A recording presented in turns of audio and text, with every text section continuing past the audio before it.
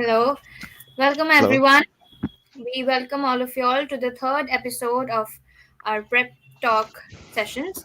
In this session, we have a series of questions where we interact with our guests and we get the your preparation simplified for you. This is presented to you by EES, the Electrical Engineers Society of IIEST. Now today we have with us a very special guest.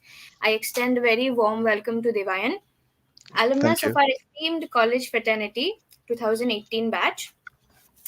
He is currently a junior scientist at ETH Zurich, Switzerland, working at the high voltage laboratory, specializing in alternate gas modeling and experimental characterization. Welcome, Devayan. Yeah. Thank you so much for the introduction. Hope you're doing well too. Yeah. So, how we go about it is like, so I prepared some slides while I was commuting today in the morning. So maybe we can show that and then, Yeah, sure. We begin with the slides. yep. Okay. So, hello, welcome everyone. So today I'll be discussing about like how do you prepare actually for the masters and the PhD abroad. So I made this slide like really quick, like while I was traveling in the morning, and the whole point of this is just to reinstate the fact like there were some really bad mistakes that I did, and I really don't want you guys to do it. So the whole point is like, yeah, these are the mistakes, and this you should definitely not do. So yeah, and I'll also share the slides maybe later so that people who are applying, it's easier for you guys. So coming to me, like this is the least important slide, so maybe it's in just 30 seconds I'll go. So yeah, I was a 2014 to 18 batch in IEST Shipur and in electrical. Then for 1 year when I was preparing for my GRE and all, so I was also teaching in Akash for the Olympiads and IIT JEE. So in 2019, I went to the Netherlands. So just to give you like a about the university, so TU Delft is ranked 15 in engineering in the QS rankings, which is the universally accepted one. There, I was specializing in the electrical smart grids and high voltage engineering. During that time, I did like an internship of 6 months at Prysmian, and then I worked for 1 year in the Dutch German power grid. Uh, and so after that, 2021, recently, like 4 months back, I moved to ETH Zurich in Switzerland, and here I joined as a junior scientist. And yeah, I'm also like the IEEE journal reviewer. And about ETH, it's like ranked fourth in engineering worldwide. So yeah, let's just go to the important part now. So coming to the GRE and the IELTS or TOEFL, like the biggest myth is that you like people feel like, okay, if you have to go abroad, you just need like a GRE, but that's like the most bullshit thing like anyone can say to you, you know, like the maximum importance of a GRE or a IELTS exam is like it's just a cutoff. So when like thousands of people apply in a university, they need kind of a filter, right? And this GRE is basically the filter. So as long as you're above the sweet spot, like you are the same. Like yeah, it does matter for a few universities, but maybe we'll discuss that in details. So what is the cost? So the cost is for one exam is 15,000. So it's quite high, I would say. So I would definitely say like just look for the first attempt. Don't feel like just because you can give like 5 attempts a year, don't take it like, yeah, I'll give 5 times, so it's like 75K, which is absolutely ridiculous. Don't go for it. And the validity for this exam is 5 years. So uh, definitely look into that. And in India, it's just online. Like till last year also, I don't think there's any offline GRE exam in India. So like that question just goes out of the way, like if it's online or offline. For books, what I had used was the Manhattan Prep, also known as the 5 LB book, because it's like 5 LBs. So you can do your gym as well as GRE together. So two things at a time. And there's also the Magoosh GRE Prep book. You can also look into that.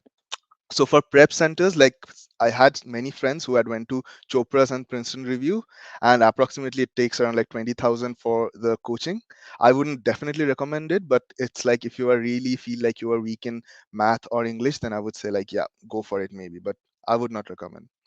Coming to the structure, it's like you have two AWA or the essay writing sections, you have two verbal sections and two quant section, and one experimental section, which is not counted into your exam. Overall, it's like for 3 hours and 45 minutes. And also like what people don't know is like it's a very performance based exam. So it's like if one of your section goes really good, the other section is tougher. And if you just like mess up the first section, your next section would be easier. So that, it's kind of a balanced exam altogether. Coming to the expectations, like when you're going, keeping into the account, like we come from a really good university, so we should also target for really good universities for our masters. So for quants, definitely look for 165 plus, and for verbal, like 150 plus is really good enough. And for the essays, I think a 4 out of 6 is really good. Now, coming to the sending of the GRE scores, like after the exam you can send 4 GRE scores for free, and after that, like for every one you send, you have to pay a certain amount, which is very nominal, I would say. And when to appear for you guys, like what I did a mistake was I waited for my bachelor's to get over to, like in that way I actually missed it. I wouldn't say miss a year, but it's like I extended a year when I was teaching in Akash. So I would say like definitely like the fourth year is the best time to give the exam. Like mainly it's the seventh semester. So what happens is if you plan also to go for a PhD, then you have the scores valid until that period. So you just give GRE once in your lifetime, which is like really good. And coming to the verbal practice, like there's a Magush app which has like 1500 plus words. So I would definitely say like you can download the app, and whenever you're traveling or like you have some time, just go over the app like as many times as you want. And coming to my score, like the whole point of telling my score was like I actually didn't prepare a lot because like in that one year I thought like I would get a lot of time, but in the end it was like work, work and work. So I ended up just studying like a month before the exam. So in quants I was really confident because I was teaching math, so math was really easy for me. So I had a 170 on 170. But in verbals, like the English was just just over my head. So it was really, really difficult. I would definitely suggest like learn words. I thought like my English was okay, so I would do better than that. But yeah, it's really tough. It's not about how good your understanding of English is, but it's more about the vocabulary and some really difficult words. So yeah. And my AWA was 4 out of 6, which was good enough. So with this score, like definitely in like you should aim above like 320. So since I got 320, I was really comfortable with it, and I forwarded the scores at all. Now coming to the IELTS, it's another exam which you have to give to get accepted in a university. So again, the importance is it's a cutoff and it's needed mainly for the TA opportunities, and the cost is quite low. It's like 3 to 4,000. Coming to books, it's a Barron's IELTS, which I would definitely recommend.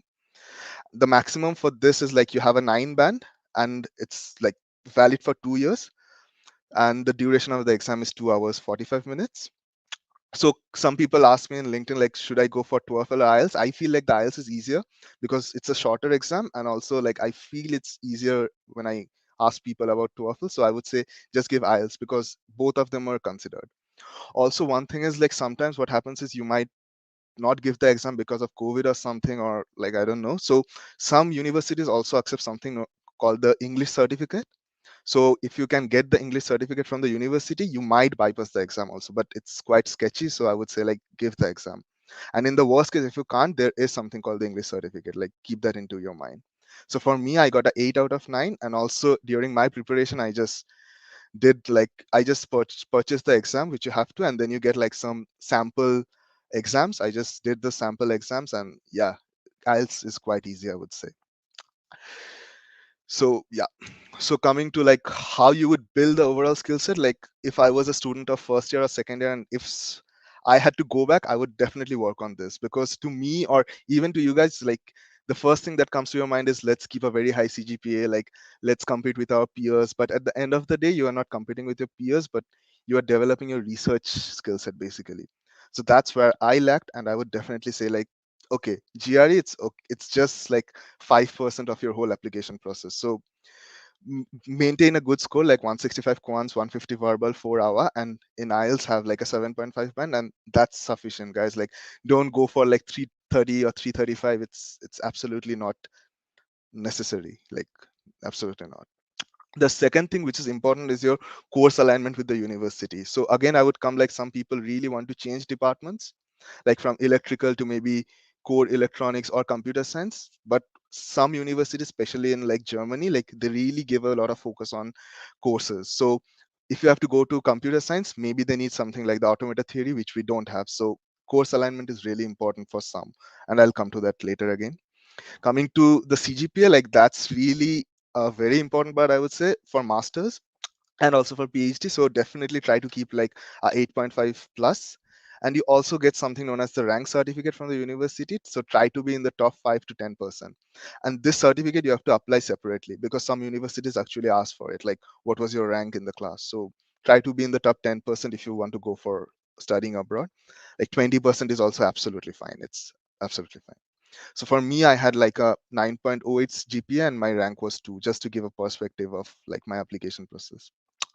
So also for your internships, like I would say like if you're in your second year or third year, definitely apply for the INAE, the MyTax in Canada, in IITs, and also now you also have the scope of several remote internships. So just do as many as possible. Don't just waste your time thinking like, okay, let's study more and like increase my CGPA to 9.7, 9.8. It's like as soon as you hit like the 8.5 sweet spot, it's all like it's very similar. Don't go for like super high.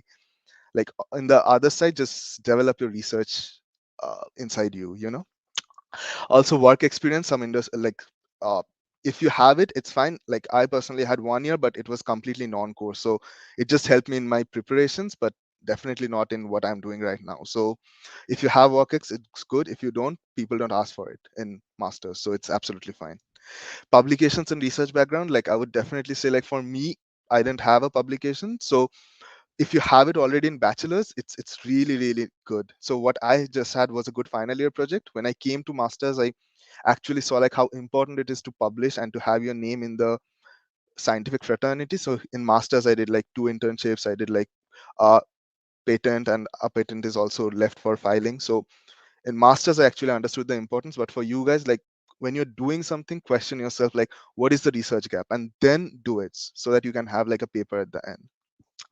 Other important thing is like join a university team, like Robodarshan or SAE or something, like the IIST clubs also, because the university doesn't just look at your academic perspective, but more of like how you're applying it. Like if you're part of this, definitely they know like, okay, this guy can do something on his own, so you stand out from the rest of the people, because thousands of people will come from different universities with 9.5 GPA, 330 GRE. So how do you stand out? This is something which makes you the X factor. And I didn't have it, so if I can go back, I would definitely change this. Also, the curricular activities are important. Like in abroad, this is actually a very important factor. Like if you're a part of an NGO or something, like that actually is very important also. Like not the most top priority, but definitely important. Now the other important parts are the recommendation letters. Like how you should go about it is, don't take all three from the university, but try to do like, two maybe from university and one from internship, or one from university, two from internship. That actually gives a lot of variations, so they know like, okay, so the person has done quite some work in the university and in the internship. So that would be something useful. For SOP, I would definitely say like, just don't write the SOP and keep it to yourself. Like get reviewed by peers, check it in Grammarly, like read a lot of scientific articles, also quote them in your SOP. Like that actually makes your SOP unique, because mostly what people do is they give it to like Chopra's or Princeton review, they write it for you, and then you just read it and you're like, it's nice, but it's bullshit. Like write it on your own, and for every university, make it unique. Like not just copy paste the university names and write it. For CV, like try to make a concise 2-page CV. I'll come to the CV, like how you should structure it and where I went wrong in my CV. And the next slide. And the must known softwares, it's like the days of just bookish knowledge is gone now. Everyone knows. So you should know like Python, MATLAB, and also it's good if you know LaTeX, because it's quite used a lot, not only for your scientific writing, but also like when you're doing like a structure, a figure for your scientific article or something, it's quite useful. Optionally, like if you have time, if you're like working for a year, you are not interested in your work, you want to go abroad, then you can also learn this like COMSOL, which is really used for like fluid analysis or something, maybe ANSYS, SolidWorks, AutoCAD. Like these are something which is really needed. Like at one point you are now electrical engineers, but when you go for like masters or PhD, like there's nothing called an electrical engineer. You're an engineer, so you have to do mechanical stuff, you have to do fluid stuff, you have to do chemical stuff, physics, math, everything. So you just can't be like, okay, I'll just stick to MATLAB. Like that's not happening. and try to be more open source. MATLAB is like you have to buy licenses and stuff, and yeah, I don't personally support that. So yeah. Uh, yeah, and the last tip is like start reading articles. Like what I didn't do was read articles. I would just read like books which were from 1960s, 1970s. Like it's good. You develop the basics, but then you have to know what's going on in 2021. Like you just can't judge the scientific scenario standing in 2021 and reading a book from 1960. Just read like all the articles, all the journals, like do a literature review. That's really, really very important. Also, the current affairs we need to be updated with. Exactly. Like the current affairs, as in like what's going on in your field. Like the field is not stagnant as in the old time. So Right. definitely that's something true. Now coming to the, I don't know if you can see the thing. So for CV, what I would definitely say is like I got my CV checked by my like the HR from the department in the power grid in Netherlands. So I would say like what she told me, and I would just convey that to you. Like it's not to show like my CV, it's about what your CV should have. Because how I made my CV, I still remember. It's like having one page about what I did in the university and stuff, and it's not that. Mostly what happens is in the abroad and even in India, like your CVs are being checked by a robot, so it's not a manual checking anymore. So it'll be sent to the automated system and they just check for keywords. And if you don't have the keyword, even if you are like super talented and everything, you don't go through the process at all. Right. So that's why the best thing would be, to have like what skills you have to point it and to quantify it. So I don't know if you can see it, but it's like I have the skills already shown here, and then you can't quantify it with like 3 out of 5 or something, so that they know like, okay, he is able to do in these things. So for me, since I was applying for a scientist position, my work was first and then the education. For you guys, it should be education first and then the work experience if you have, or internship experience, whatever. So work experience, like just like what HRs or what universities don't look forward is like gaps in your year. So if you're having a gap, tell like, okay, in this year I was studying for, I don't know, gate or studying for IAS or something, but just don't leave like 2017 to 18 and then 2020 to 21. So like for the 2 years, what did you do? Were you like dead or something? So just don't have any gaps in Like your we have CV. to show that we have done something productive in our gap year. Exactly. Y- like even if it's like over here, people just say like 1 year of like leave for a baby or something, but that's also fine. Like you're taking care of your baby for a year, but Right. just don't leave it blank. Then like the person feels like, oh, you haven't done anything at all. Hmm. Like even for 1 year you were preparing for gate, just give like 2018 to 19 gate preparation. Just Right. don't leave it blank like that. So that's something which is definitely to be seen. So have your work experiences. This is not only for a PhD or master's application, but also for a job application, like anywhere in your life. Like, so have those properly mentioned. Then I had the internship part. So have your internships like very properly. Like you can do like tens of internships, but just keep the most 3 or 4 important ones. But because these are what it matters. Then you should have like what achievements and responsibilities you have kept. Like a university or a job doesn't look for a candidate who just excels in academics, but also like a overall thing. Like if you can take leadership positions, like what happens if a certain leader is not present, like can you take his position? So it's very important to know. And so I had my positions of responsibilities and stuff. And yeah, and also in the end I put something known as related tags. That's basically so that the computer just acknowledges like, okay, so this person has done something in like gaseous insulation and something. So whatever you're applying in, you can keep one line just for the related tags.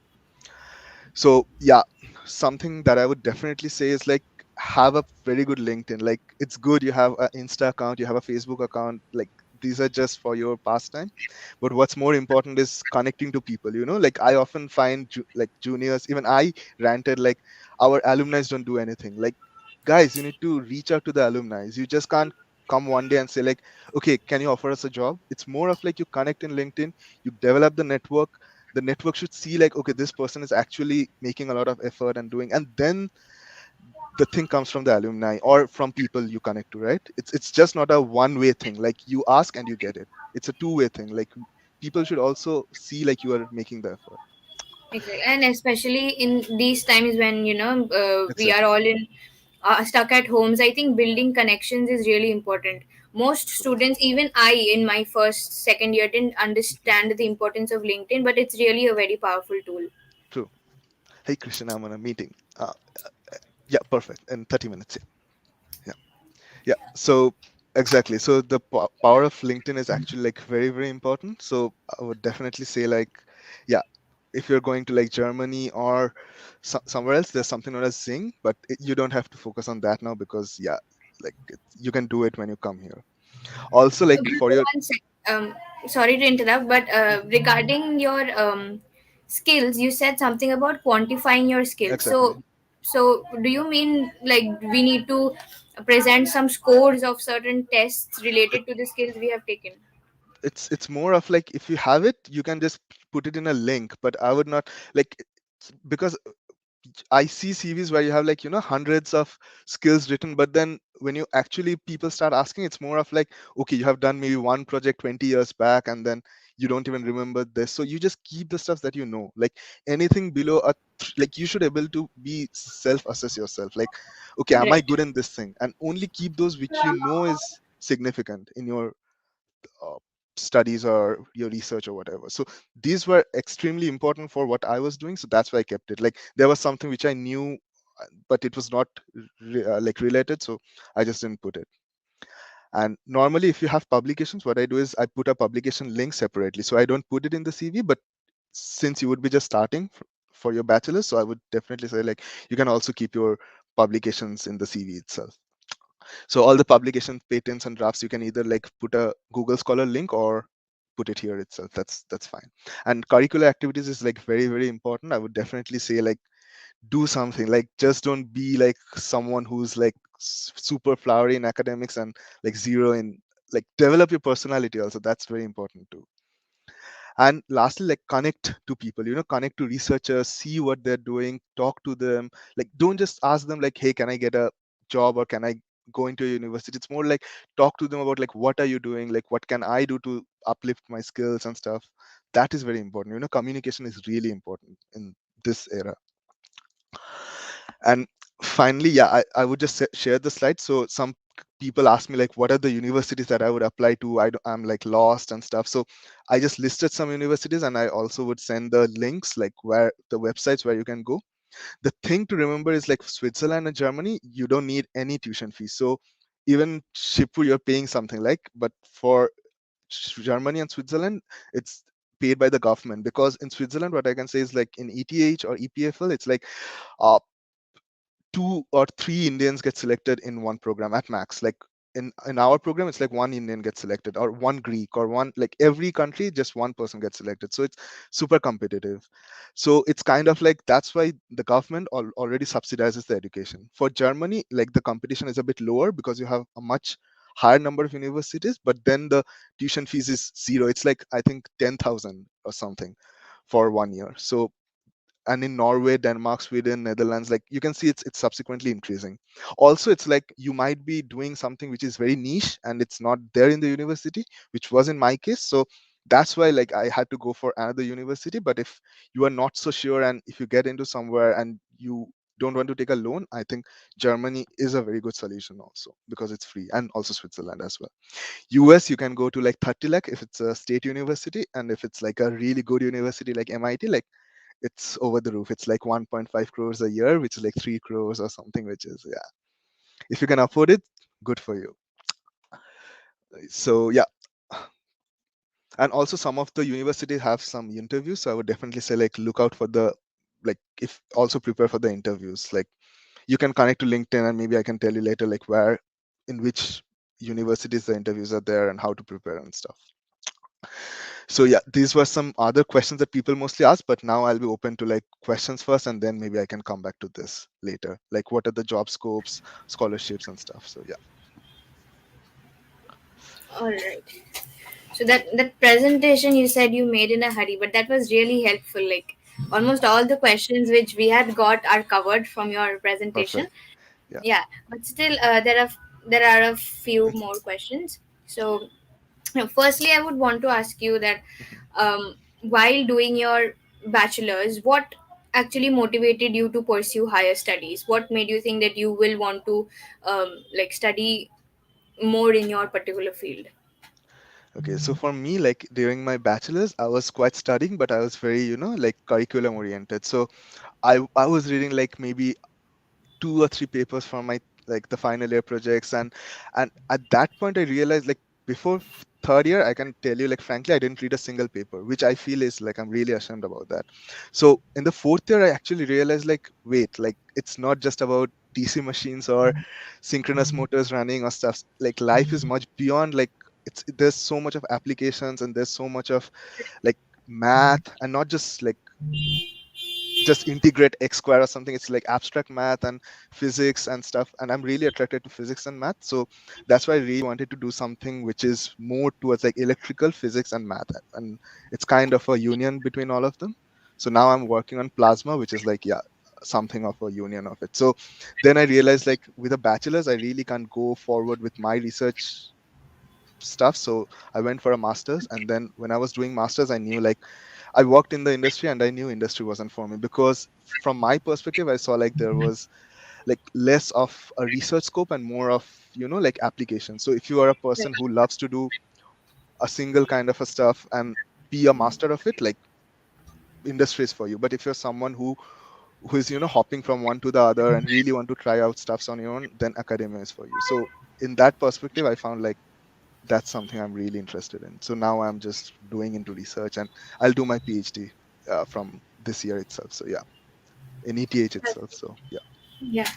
Okay. Okay. So, and the next question is, when did you start your preparation exactly? Like, which What semester? preparation do you mean? Like GRE or GRE okay? preparation. No, like that was my mistake, which I said. Like for me, I always thought like let me bump up my CGP, and then I will take a year off and like study and stuff. So I would definitely say like for me, I thought of doing it in the year when I was working, but in Akash it was 6 days a week and 10-hour slots. So I literally had no time to do, because even our classes, like when I was teaching Olympiad classes, it was like 8 hours at a stretch. So I literally had like almost zero time for myself for this. So there was only one day off and I was just studying during that day.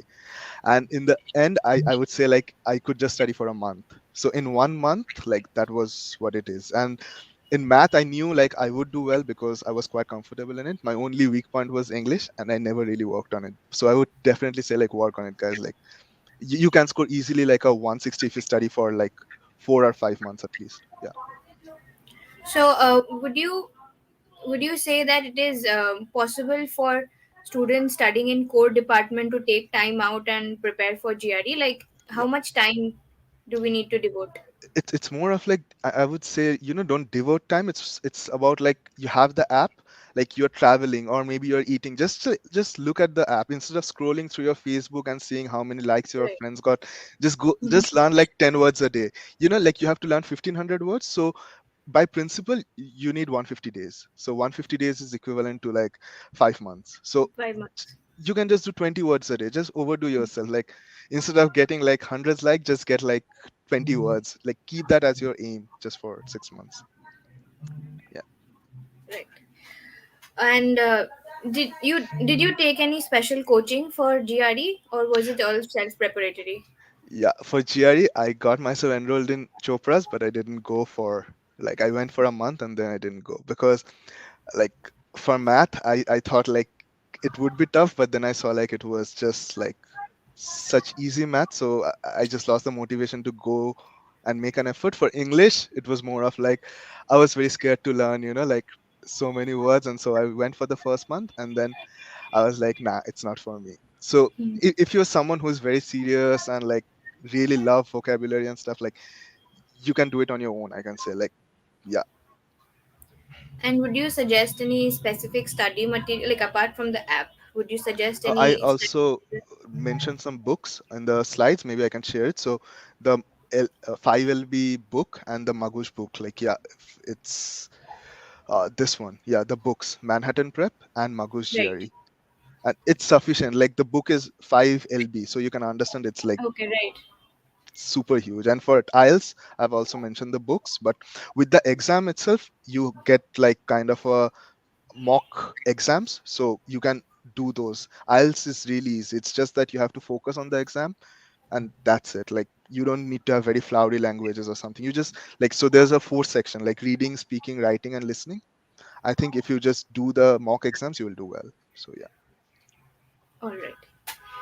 And how many mocks did you yourself take before? I did like two, which you get for free, and in Chopra's I did like four mock exams. I just gave exams for this one. So in Oh, Chopra's, the good thing is you can give mock exams. So you can, yeah, this is something you can definitely enroll to that. Like you can give mock exams over there. So yeah, that is something.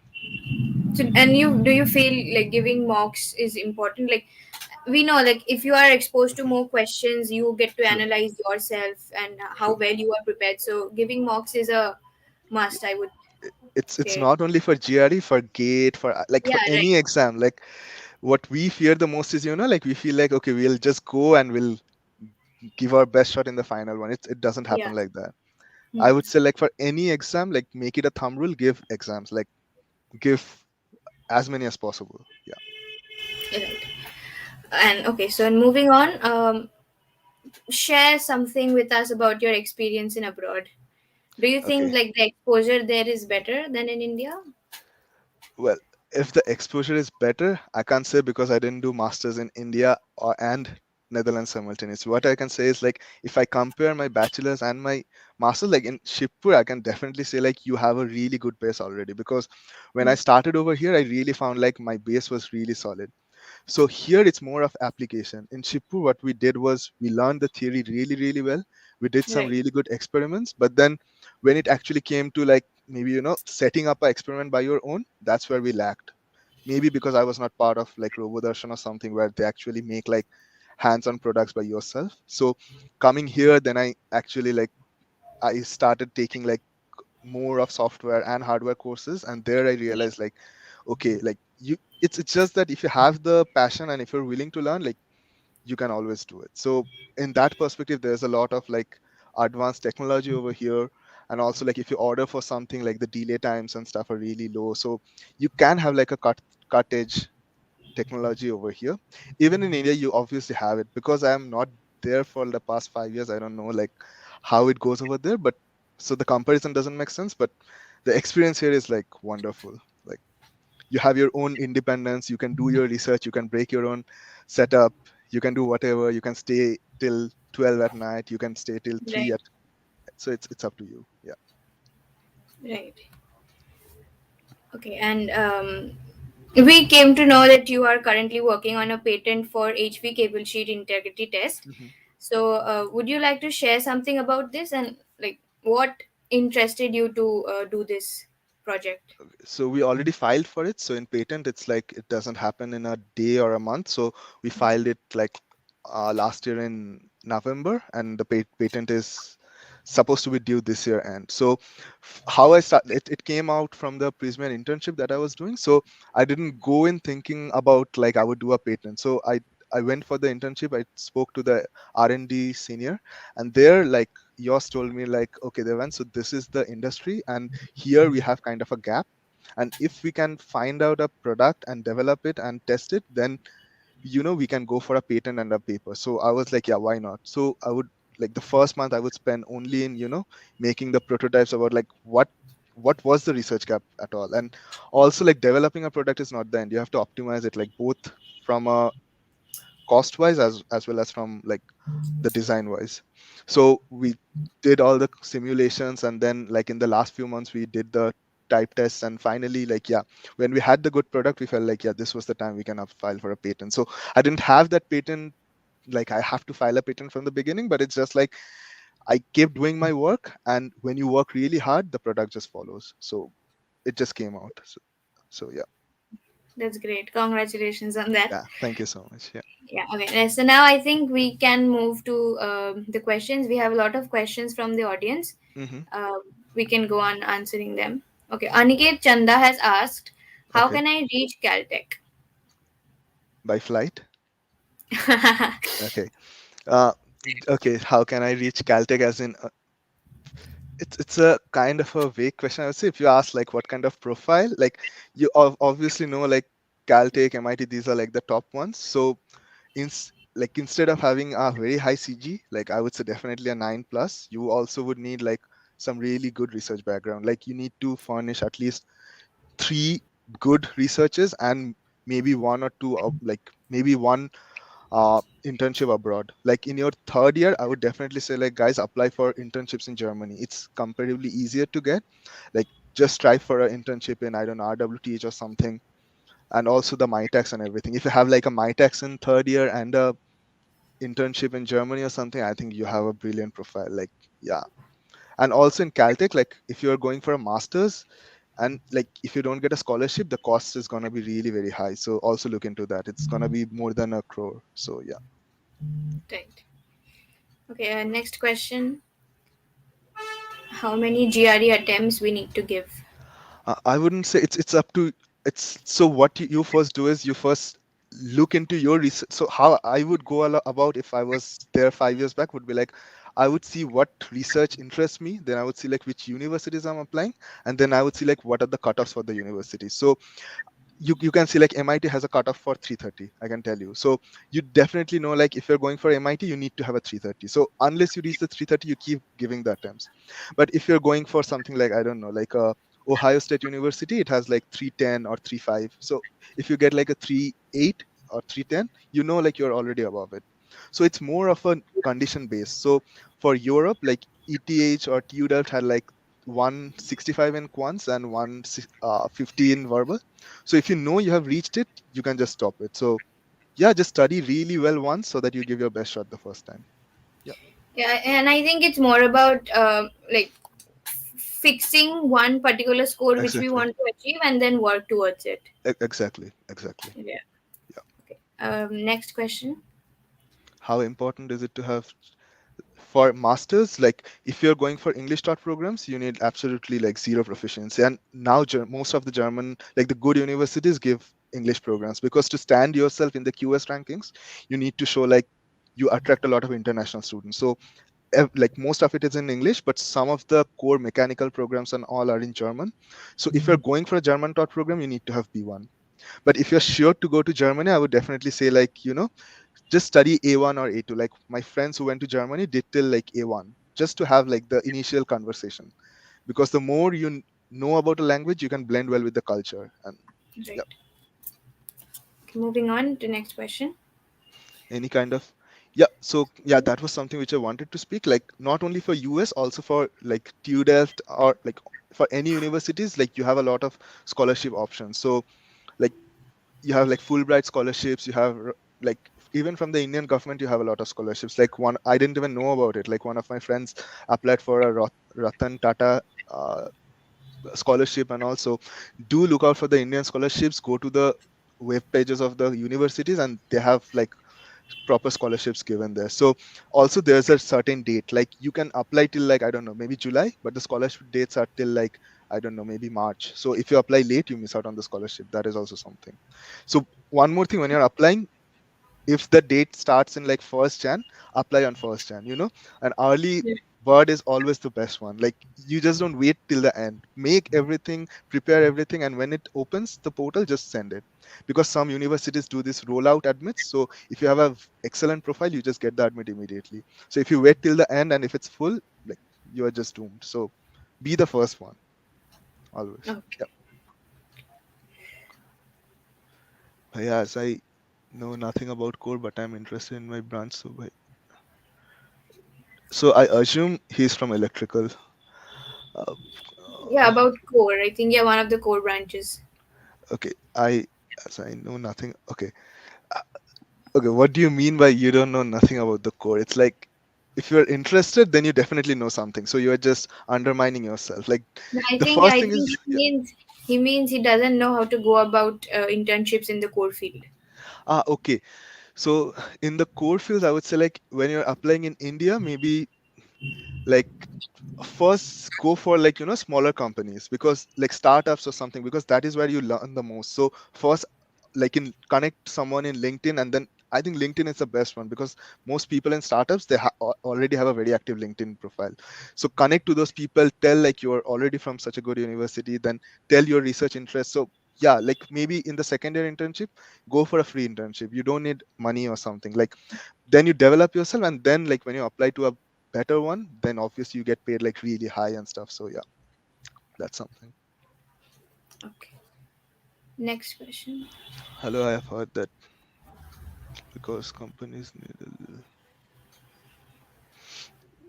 yeah, this is like you already know a lot, because this was something which I didn't know even like 2 years back. So yeah, it is a bit difficult because the Swiss in general, the rule is like, for like the Swiss normally pays higher than the most, if you compare countries. So it's like if the Swiss first searches for someone within Europe, if they don't find it, then it's a non-EU, but definitely like there's something called Shenzhen and non-Shenzhen. And if they don't find anyone within the EU region, then they go for someone abroad. But the exception is if you have like a master's or a PhD from ETH or EPFL. If you're from ETH or EPFL, then you get the exemption. So in that case, if you apply and if you're a good enough fit, then it doesn't apply to you. But if you want to apply separately, like if you do in India your masters and then you come for apply for a Swiss job, it's going to be difficult if you don't have like proper contacts or something. Yeah. Right. So moving on to the next question. How to get research internship in bachelor's in interdisciplinary subject. Yeah, again, it's the same, like connect to the prof, mail them. Like there's no harm in mailing. Like you can just mail like 50 of them, but try to make them a bit unique, because even now I receive mails and it's very evident like someone just like wrote a different name for me. It's like they're sending the same mails to each and every person, and I got like dear Margaret. So it's so weird. Like just stand out from the rest. Don't just send the same mail to everyone and don't even care to look at the name or something. Like research about the person, what he or she is doing, and then you apply for it. It's like see what things they're doing and how you would add value to that person's research. If the person finds like, yeah, this guy would bring something, then you would definitely be hired. So write mails, connect in LinkedIn, and yeah, these are the best two ways of going about, I would say. Okay. Don't call me sir firstly, just call Devayan. Yeah. We have emphasis more on the core electrical course or come in the GRE exam. So yes, how I should say is also for like now the main idea, like people in the core feel like, okay, if you don't know machine learning, like then the whole world is end for you. This is also a craze that's going on now. I would also say like, okay, study for your exams, like that is definitely important. But also how I did was I didn't have a lot of machine learning background, so I would come back home and I would do like 3 hours of machine learning every day at night. So even for GRE or anything that you want to learn, how you should go about is you do your work and every day keep like 2 hours. You can have like your cheat days where you don't study at all or something, but make up for that in another day. So you have like a proper routine every day. Having a routine is like very, very important. Like have a very disciplined life. That's the way. Like study every day, make a routine and then go about it. Yeah. Okay, so I think that's all the questions we have from the audience. Yeah. Would you like to add anything more to the session from your No, end? yeah, I think we are already over time, so I'm really sorry. Like, yeah, No, no, that is that's something I fine. would say. And yeah, firstly, it's like if you want to connect, like just connect to me on LinkedIn or to anyone that you like on LinkedIn. Like, try making a really good profile, and then try to do internships like on like just don't waste your time like the summer or the winters. Just try to like even if it's for 2 months, like just approach a professor for a remote internship and just go about it. Like give a for 2 months you can just do a literature study or maybe a basic simulation or something. Like try having as much as possible in your CV. And also like just question yourself, don't just accept anything. Like if the professor says like, okay, the machine goes from this to this like in a clockwise position, just don't accept like why. Just question yourself like why. Go back and like if you have a question, read more things, and just that's the way to go about. Like you should have your questions, and if you're not satisfied, like keep pushing until you are happy. Like yeah, this is the thing. So yep, this is all I would say. And yeah, like if you have any doubts or something, I'll be really happy to connect to LinkedIn. Maybe uh, because I have a lot of side work also, so maybe I will be a bit late to reply, but definitely I would do it. And yeah, also one more thing I would mention is like do a bit of like machine learning and this also, because it also helps in being with the tech field now. So you Right. have like Kaggle, and like there are so many platforms and like so much of information that's already available in Udemy, Coursera. I would say like every day, like make it a habit, like every day 1 hour at night, just look at it, like how it's going and stuff, because it's very mathematic based. And also for electrical you can apply it so much, because my master thesis was also based on something on machine learning and electrical, so that's very beneficial. Yeah, All that's right. it from my side. All right. Thank you so much for this very insightful session. It was Yep, really motivating as well. I perfect. learned a lot, and I hope my our audiences have also learned. Yeah, Uh, that was the so whole point. Yeah, I'm happy now yeah, then. Yep, exactly. Thank you perfect. so much. Yeah, So with this, I think we conclude our session. perfect. Yep. Okay. Have a great day. Bye. Yep. Have a great day too. Bye. Yep.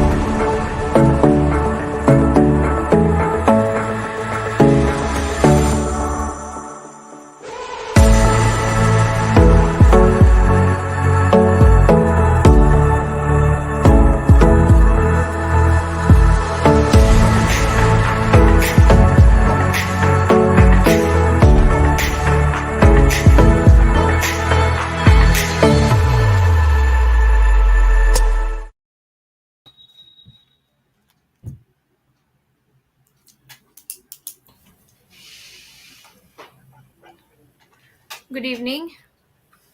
Good evening. Welcome.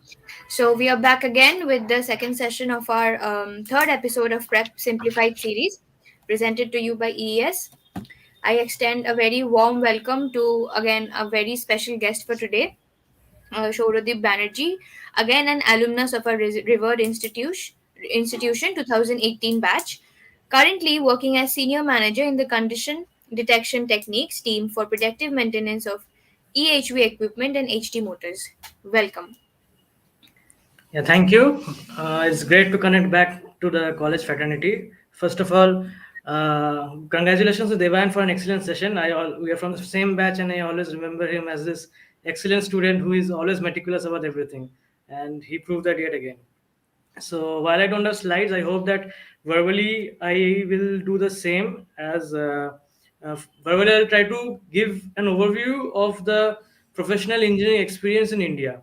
So for students in the undergrad, they are always there is always kind of unsure about their future, about whether to take the MBA route or go for GRE, or if you can be a professional engineer right after undergrad within India, and what is the scope and what's the experience like. And I hope that being engineer with over 3 years experience here, working in the cutting edge fields in high voltage engineering, I'll like to share my experience and hopefully give some clarity on what it is like to take this path in the Indian context.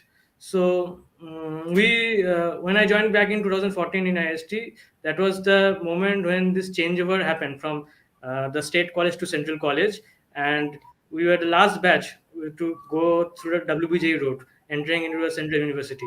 But so we actually saw the old methodologies of a state college, and we were very trying to like push forward to a central mindset university. So as Devan himself said, our base here in electrical department is very strong, and so when you leave the institute and go out in the industry, you'll find that your base is actually very strong, but from the application point of view, actually it's pretty weak.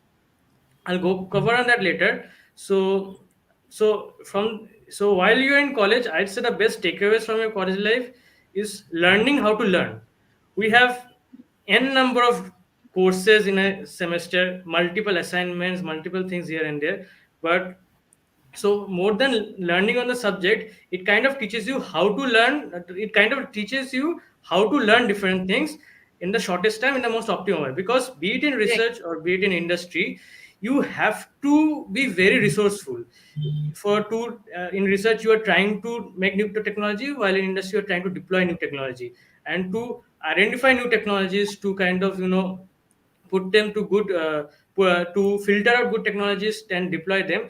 You need to have a very pro, bird's eye view of the latest scene in whatever industry you're working in.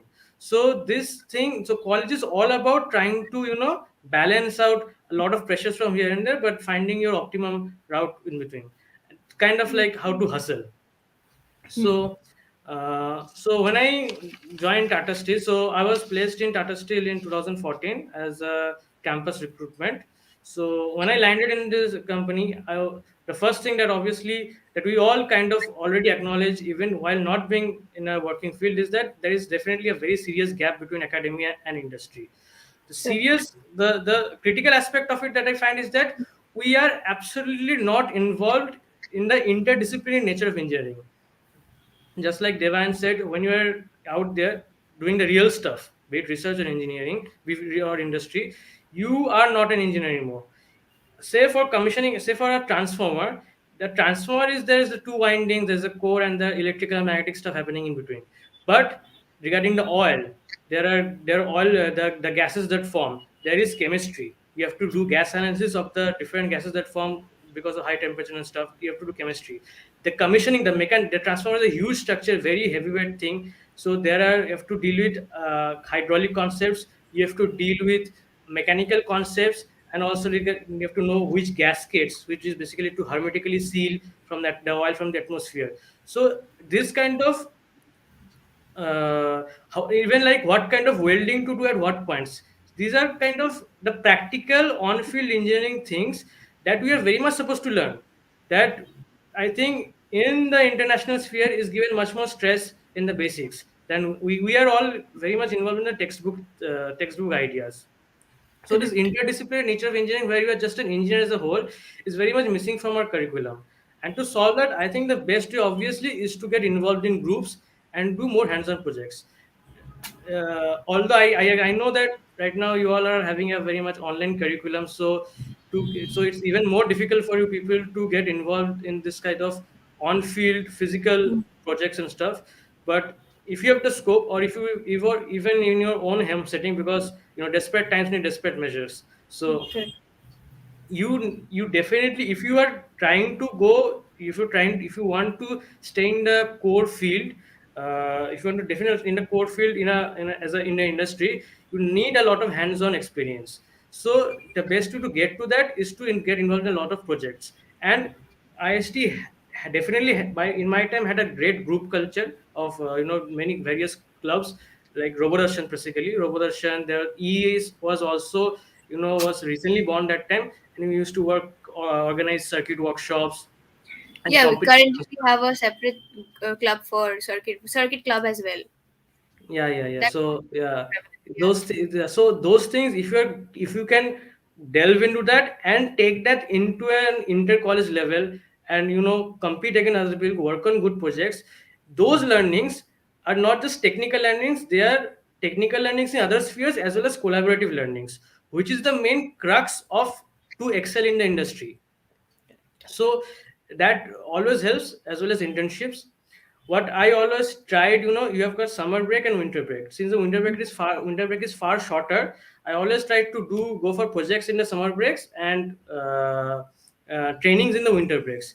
Frankly, trainings in the, if you talk about the company's perspectives, they don't really look for training so much. What they are very much more interested is in internships. I'll get to that later. So my strategy was always to like do go for internships in the summer break, and for trainings in the winter break. So uh, the next thing, when I joined the industry, one very important thing that I realized is that it's a very much level playing field. So I know some people who kind of feel inferior to say the big IITs and stuff. Some people, we are a very excellent college. Our department is actually one of the best departments in the college. But even when going out there competing against everyone else, there is some people do feel a kind of inferiority complex of not being an IIT and tag or something. But when I joined here in my company, I had people competing from IIT Bombay, Kharagpur, IIT Madras, and even MTechs from IISc. So, but I realized that we are all at a level playing field, and maybe they know a little more, but the attitude matters more. And we somewhere you all start from scratch, unlearning what we learned back from our college, and learning the hands-on, more on-field things. So uh, so uh, so if so to talk about the general avenues where you are involved in, if you are an engineer in the industry in India, so there are a kind of like three verticals. The first would be projects. So when I say projects, basically projects mostly involve a lot of commissioning activity. So I know, like the design is a very lucrative career to look at if you are if, as an undergrad, if you're in the core field. But honestly, design is not something that you would be able to go so easily as just an undergrad in the industry. Okay, you definitely need kind of post graduation if you want to get into design within the industry, because design within the benefit of design within the industry is that you have a lot more budget. So, but to crack that, you definitely need some of post grad. So if you are in the project vertical of whatever company you are in India as a professional engineer, there you might do some design improvements, but not critical design. The more of the work is in commissioning activities. So you have a huge equipments, you have a barrel, like you have a canvas to work on, and this is how about you erect, how you test, and how you make the equipments running. The second vertical is uh, in operation and maintenance of all these kind of equipments that you have.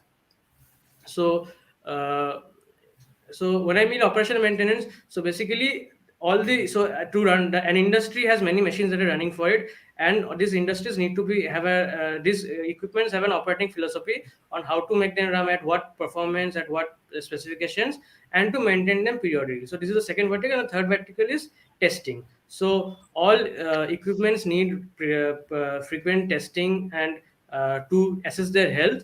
And so this is the third vertical that is there in any industry. So there are these three verticals: projects, operational maintenance, and testing.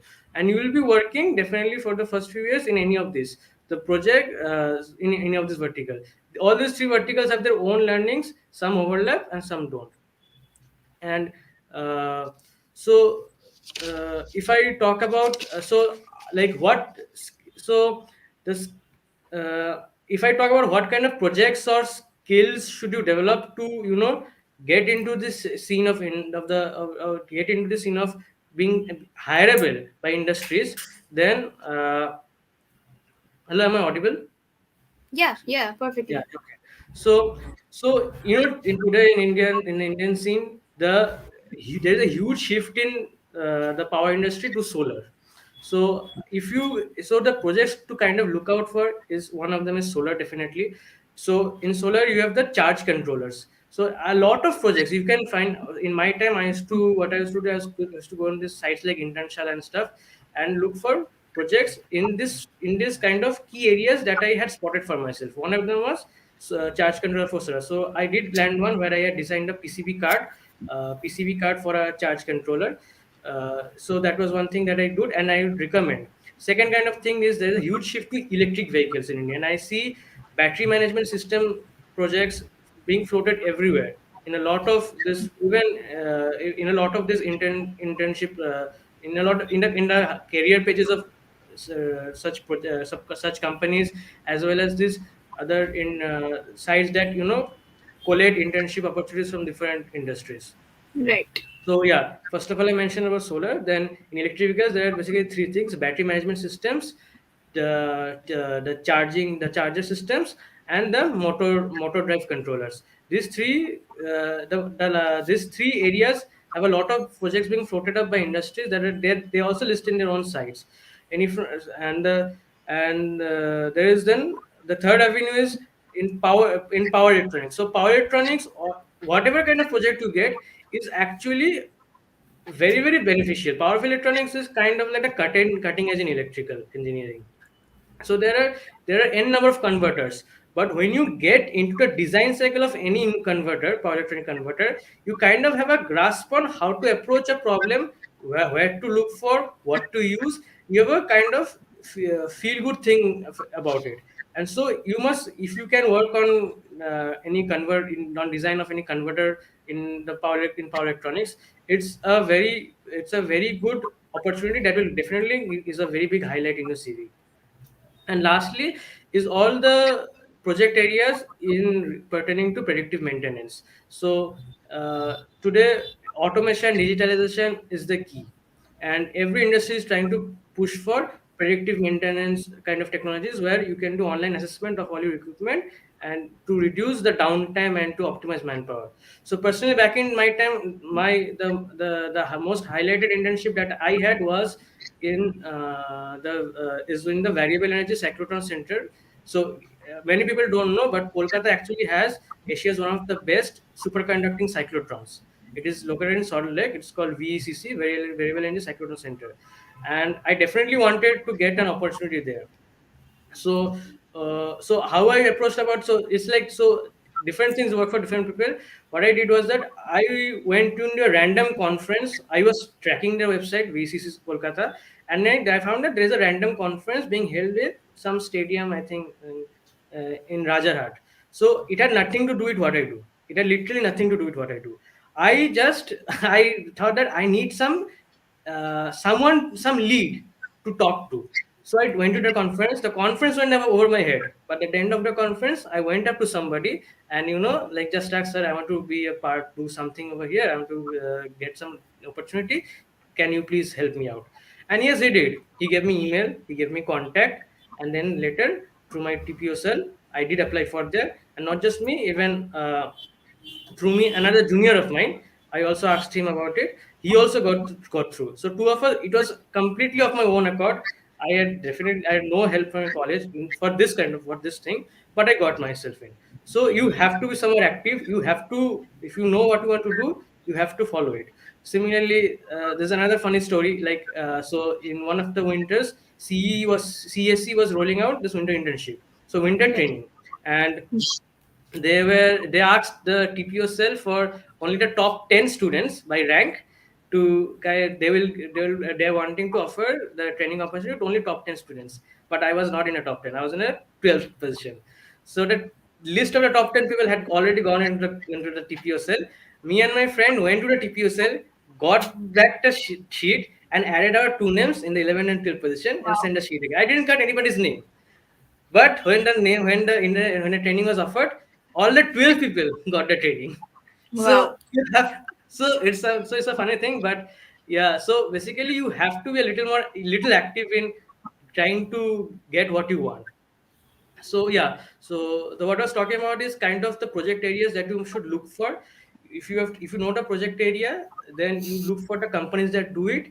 And when you have to know the companies that do it, connect with people from there, from LinkedIn, from visit the site, just drop them a mail, drop them a something, try to connect. And referrals and internal networking is the key in industry. Right.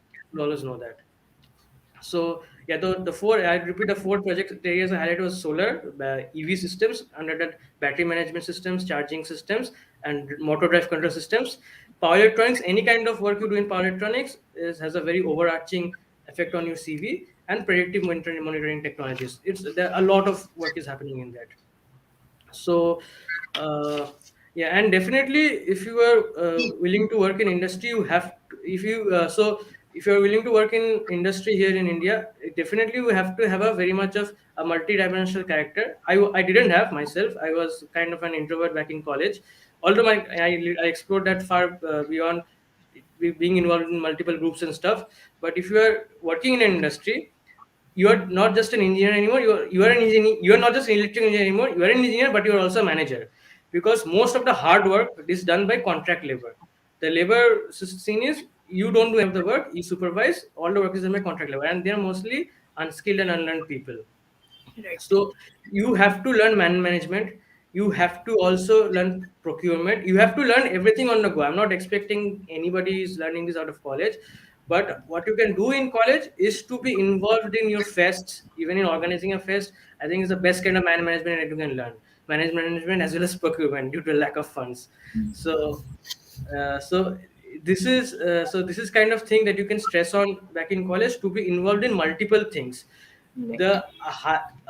You can have a good Cgpa, but if you want to excel, if you want to excel, you need to develop your personality. And college, given the exposure it gives with the kind of people you have around yourself, all learning together, and the many opportunities that come, it is a very good place to develop your personality, and you should definitely work on it. Of course, obviously, I also missed IoT. So it's kind of like electrical engineering. So I know that in our college, there is not too much stress on electronics part of the thing, as well as coding part of the thing. I don't know how much has it changed over the years right now. Back in our days, it was just when they mentioned electrical engineering, they only focused on motors, transformers. There was very less coding, very less talk on things like fuzzy technologies and others, and other soft technologies.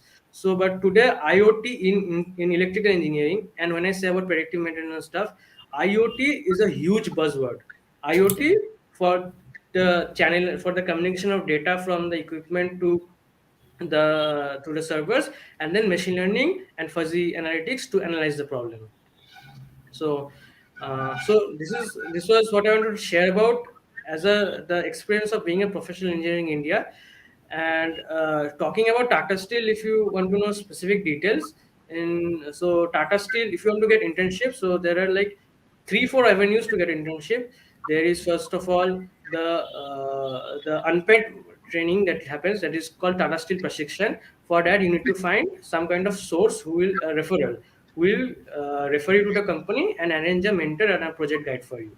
So that So is, that's only referral. Like we can't apply separately for that. no, you definitely need one referral. It can be anybody. It doesn't have to be someone. So it doesn't, like, whom you know. You can just go to LinkedIn, find some Tata Steel employee, and if he or she is willing to refer you, that is good enough. So it is a referral. The catch of the referral is that he also has to arrange the project guide for you. So Okay. a lot of people kind of like avoid that thing. and Okay. and this year I was trying to arrange, not for electrical engineering, actually I was trying to arrange for some metallurgy people who have approached me. And the thing I found this year was that a lot of people are not willing to offer projects because it's all online. So these are all Right. study based projects being rolled out because of the COVID restrictions, because it's all online. So this is, I know these times are tough for you people. So but otherwise, when things are, so because it's a plant, right, and most of the, if you want to do good projects, it's all hands on and on the field. So Correct. but this is one of the ways to go through in Tata Steel position, is an unpaid thing. The second way to get in, which is a paid opportunity, is a competition that Tata Steel holds called MOM, Mind Over Matter. So in mind over matter, they open the entries and they list around 7 8 projects 7 8 problem ideas, and you have to kind of send one page paper sheets on how you plan to solve the problem. You have to propose solutions to solve the problem. Like back in my day, it was on detecting uh, uh, okay, I don't exactly remember. So there are around 7 to 8 projects. So for electrical engineering, I believe there is maximum of 2 projects that are rolled out, and you have to propose solutions. There, then internally filter the solutions and try then award you with an opportunity. If you, based on how you do in that project, you are then given an interview, and if you qualify the interview, you're offered an PPO, and this is a paid thing. Okay. The third way is specifically for women. So there is a contest held called Women of Good. Metal. Yeah, and I think last year somebody from Shipur only ranked first. Right. That Right. I think Aishwarya something. So Ashwarya Rai. she, Right. yeah, yeah. So it's also a very good opportunity. It is kind of the same. You apply for it. After application, you get you have a technical test. After technical test, you are offered a problem to which after technical test, once you're involved in this Woman of Metal this internship, you bag it. Then you are offered a problem. If you solve the problem, after that you can have to then again apply sit for interview, and if you qualify, then you are given a PPO. So uh, I can remember one project in this thing, because so there was a girl I remember from Jadavpur who had approached me through some mutual contacts. She was not having clarity on how to solve this problem. The problem was basically to calibrate sensors to properly actuate more. So there is this kind of bin which controls how much of coal powder you pass through this kind of chamber, and the Okay. sensors were frequently malfunctioning. So her project was on calibration of the sensors to properly actuate the motors based on how where to position limit switches and etc. So this kind of very practical projects, very problem solving projects, etc. And the fun and the good thing is you don't have to know too much theoretical stuff to know do this. You have to be just very practical in approach, and you'll be willing to learn new things fast. So basically, whatever platform the new PLC system that was she was coding in, she had to just catch on to it, find the file first of all, find a logic, and then code in the PLC to solve the problem. So these are things that you learn on the go, on the job. You don't have to be a genius to start it, but you need to have a problem solving and never give up attitude. So this is the third way to get in. I told you for an internship. The fourth way is through on campus. So Tata Steel does come in our college for on campus internships, and Right. this is also a very good way to get in, because I feel you now have a much more vast options of projects. So the previous three that I told you, they are a little more single dimensional, because you are offered one project that you have decided for you. That is from the Yeah. very first. If you are placed to the campus, you have much more options of choosing the kind of project you want, the kind of plan that you work in. There's a more on the platter. So this is for the internship thing on how you can make it PPO. And after that, if you don't have an internship and you want to directly land up in the company, there is the way. First of all, the way to get in is through on campus placements, but also as lateral. There are circulars rolled out in the company website from time to time. You can apply through it, but in those cases you do require some kind of experience before actually minimum 2 years experience you require. It may or may not be exactly related to the current advertisement, because I have seen examples here in my company of people switching their lines from some line to another line and joining in some other position. But what matters is what they look out for in the interview is what kind of work you did in those 2 years. So they try to question you in the I have because I've seen these interviews myself. So that question they try to learn through you of what you did in those 2 years. And if you had a problem solving attitude, they're more than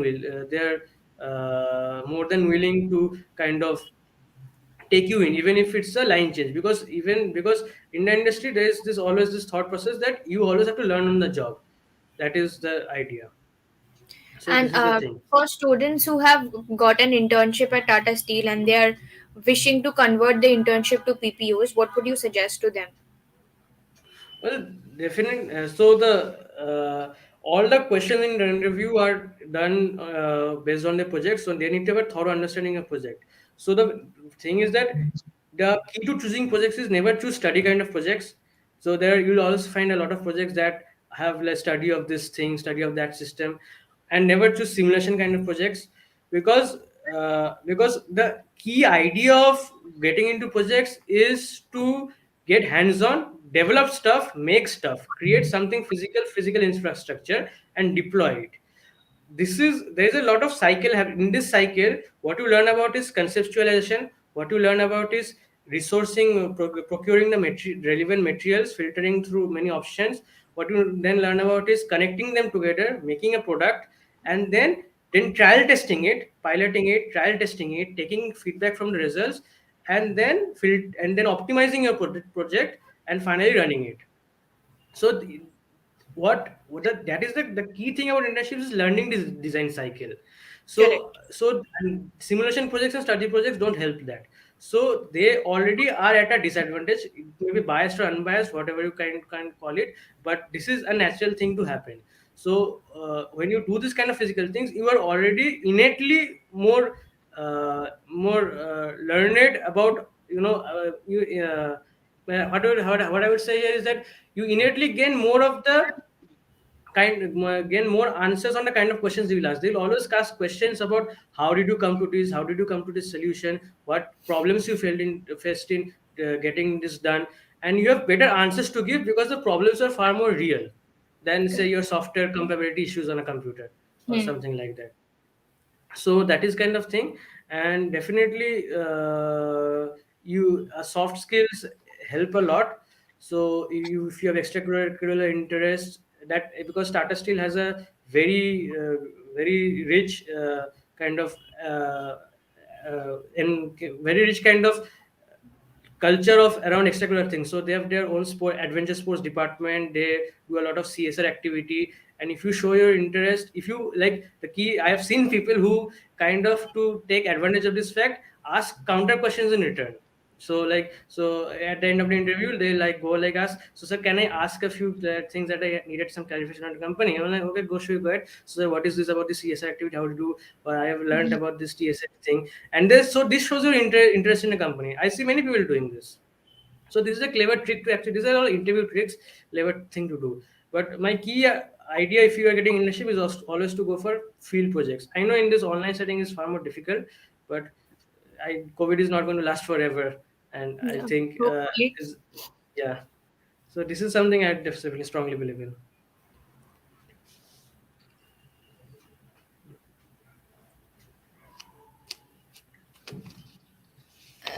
Would you have anything more to add, or we could move on to the questions that we've got from the forum?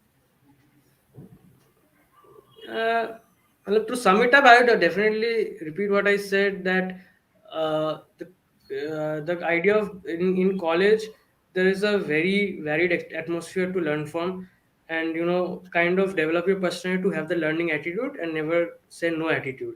That is because in industry you're always solving problems, and Right. the problems are of very multiple kinds. Okay, so you work from motors to transformers to you have different kind of functional roles you play, and you have to hop, and to have a rich career you have to hop from one place to another, learn and unlearn stuff very frequently. So in college, I think this the idea of uh, the idea of getting involved yourself more into extracurriculars, taking more interesting electives. So either electives will obviously offer something. So take different electives, try to have a more broader perspective, because today everything is getting automated and stuff, and you have to definitely get into digitalization stuff.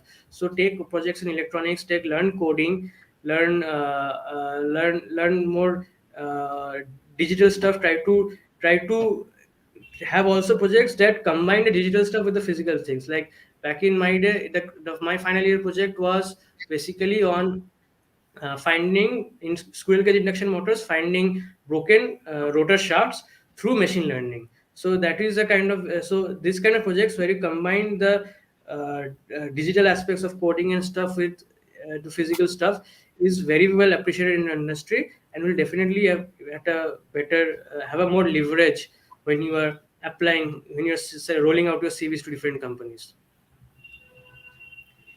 All right. So, moving on to the questions. As an engineering student myself, I would like to ask you that, like, nowadays, be it you are from electrical or mechanical or even etc for that department, coding is a great, it's a huge buzzword. Everyone is coding. So, in a world full of coders, uh, what inspired you to stick to your core department, and what would you have to suggest to the future aspirants? So there were two things at play here. So first of all, I was always an excellent coder. So this is an irony. I Wow.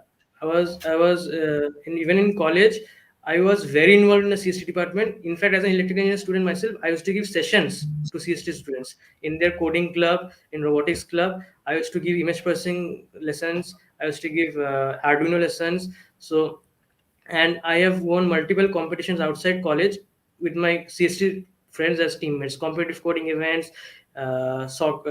image processing events, etc.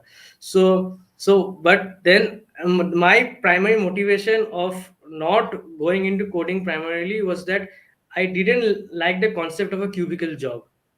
I was always a very field kind of guy, and this is what I like also about my current job, because I'm always out there in the field, creating physical infrastructure, commissioning equipment, testing them on the field. Creating physical infrastructure that will last even beyond me. So that gives me an innate pleasure and contentment. So that is something that always inspired me. Also, as a kid, I was very attracted to high voltages. So right now I work at up to 4 lakh voltages in my as a part of my work. So that is also something that I love to do, because as a kid I was always very attracted to high voltage systems. So I thought electrical engineering is something that came naturally to me. So in my JEE Mains I had applied to 18 places, 18 colleges, only one department, electrical engineering. In my WBJ I applied to 3 colleges, only electrical engineering.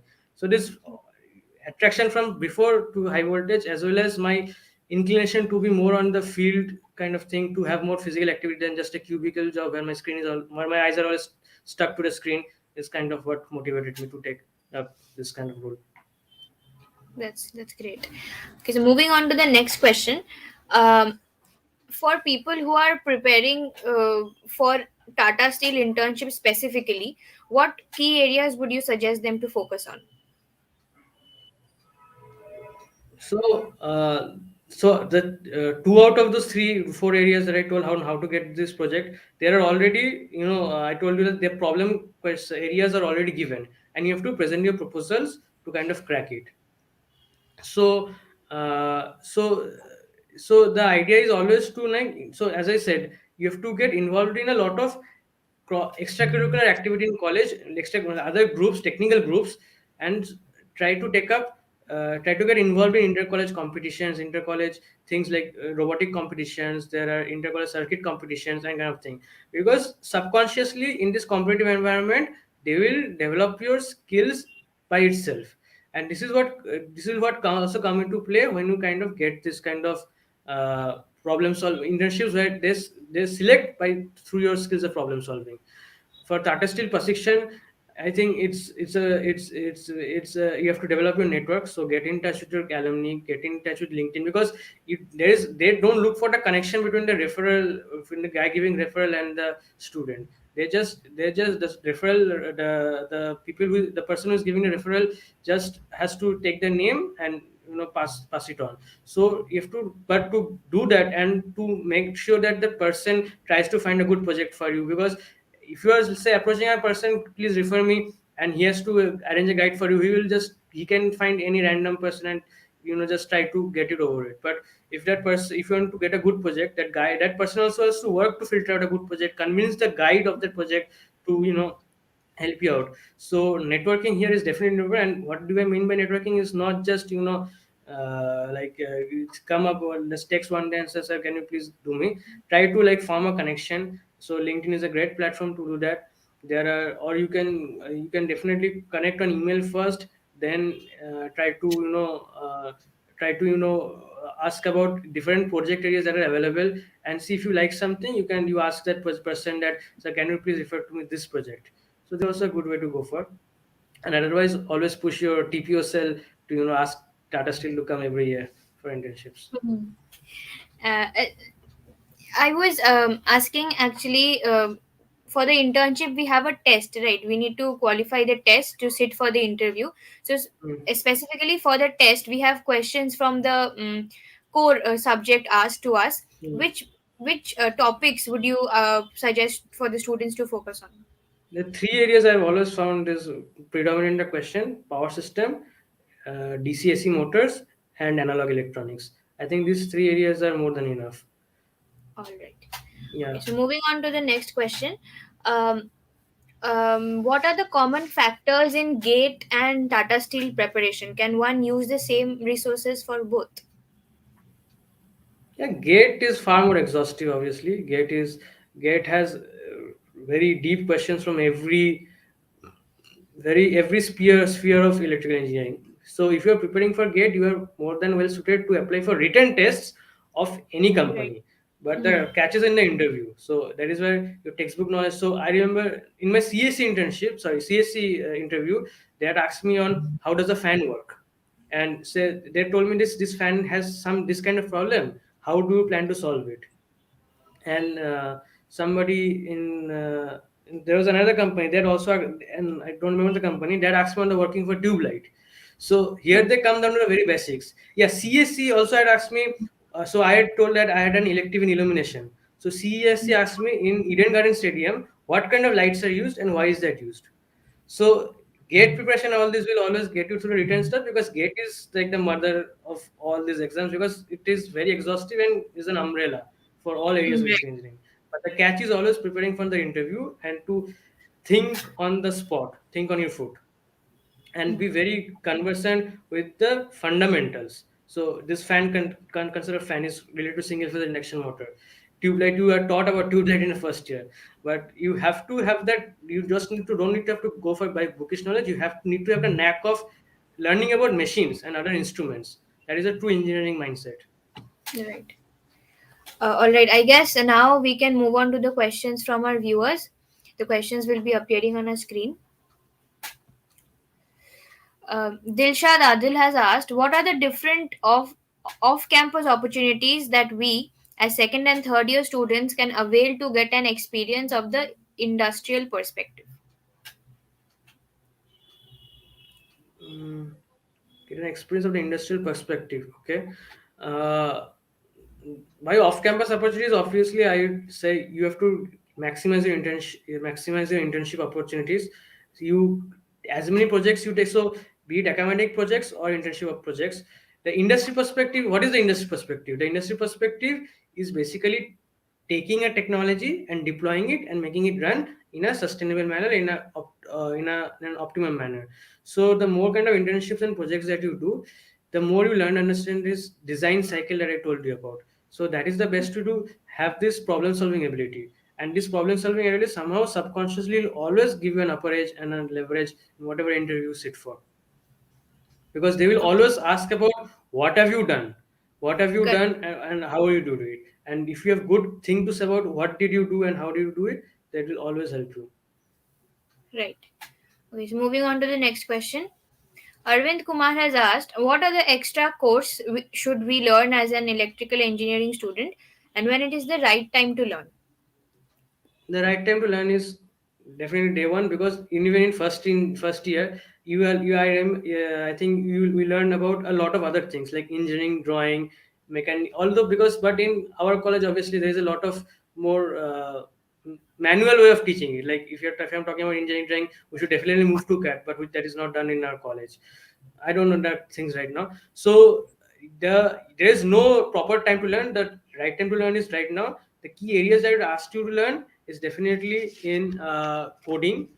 Take up a good language, Python, and in Python, what you can look for is two kinds of image processing and machine learning.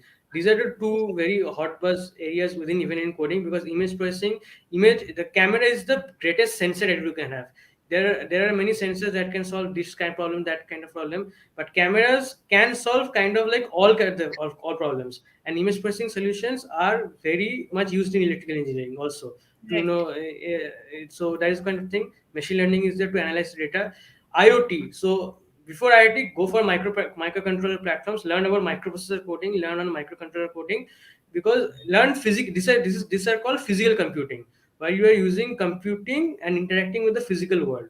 So learn physical computing, because you have these machine learning and image processing on the software side. You have the drives and things that you learn on the physical side. This is what you learn in the books, and all different kind of drives and speed control stuff.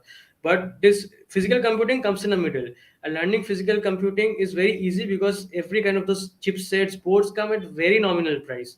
Okay, and the resources are available all through the web.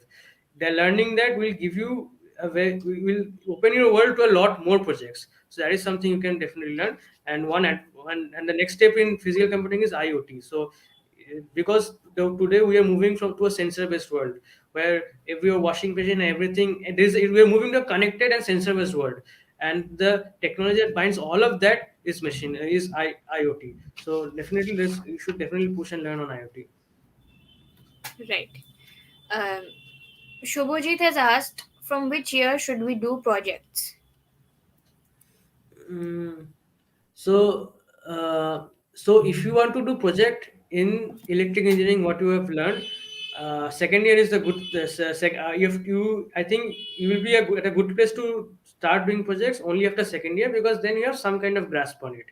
But that shouldn't never actually stop you to take up projects earlier if you are also if you are interested, because you always learn on the go. So even if you say you are learning, if you are taking a project in third year, that doesn't mean you will enter the project and you'll know what to do at the very start. You'll have to learn everything anyway. But in so that is the thing about projects, because in projects you always have to start very much from the scratch and try to learn about this thing, because a project is a very specialized thing, and in undergrad you are all learning general stuff. So while it's a little bit more easier to do an electrical project after second year, that should never stop you to try get things if you are in first year. It's definitely very, very hard, but if you can bag it, the experience is a little more harder, but it definitely teaches you more about how to learn fast, and in a more how to learn better and how to learn fast. Oh, all right. Now, moving on to the next question. What are the skills one needs to have a strong grip on apart from the technical knowledge for getting a job? I think, as I said before, it's basically the other skills are to have a very good soft skill set. So when I think about soft skill set, is about how to write your resume. Is also it has its own tips and tricks and fundas. So writing a good resume, being a good being a good speaker, Communication skills. yeah, your communication skills, because when you're on the job, when you're in the industry, it's all about collaboration and networking. Right. Collaboration with people superior to you, who are much more learned than you, who command respect from you, as well as people below you whom you have to make work, and they might not know how to work, because India has a lot of unskilled labor, but you have to make them work anyway, making the thinking of the safety. So communication skill is important. Your presentation skills are also very important, because the world runs on Excel and PowerPoint in a way. So Right. so even if you're getting power, so you have to, so well, you it might think that, "Oh, if I'm as an engineer, why should I focus on Excel, PowerPoint and stuff?" But no, it's very important to even learn these things also, Excel formulas. But I wouldn't say that forget the other things that you're learning in college and go on learning on Excel and PowerPoint. But when you're getting an opportunity to present your project in a PowerPoint form, don't just take a white slide and put random things and try to just go on about it. If you have to make a slide for your project, do it the proper way, try to improve it, because those skills, it might not be the reason why you get into a company, but they might be the reasons why you also excel in the company. It's as much important to show your work in a good way than just doing the good work. That is also very important, because this is how the world works. Right. So I think that's all the questions we have from the audience, and I think it's almost time to conclude at the session. It was a very insightful session, Shorodip. Thank you very much for taking time out and sharing your experience and your uh, personal advice to the students who are pursuing in the core field. It was very, very, very productive. Thank you very much. Thank you, and you're all doing a great work back in our days. Well, this is some you have really come far as a ES society. You're doing very good work organizing this kind of seminars and in such a professional manner. This is very professional the way you have put it up together.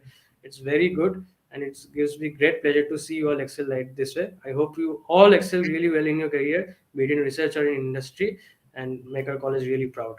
And then give back to your juniors. Yeah, sure. Thank you. So I think with this we can conclude today's session.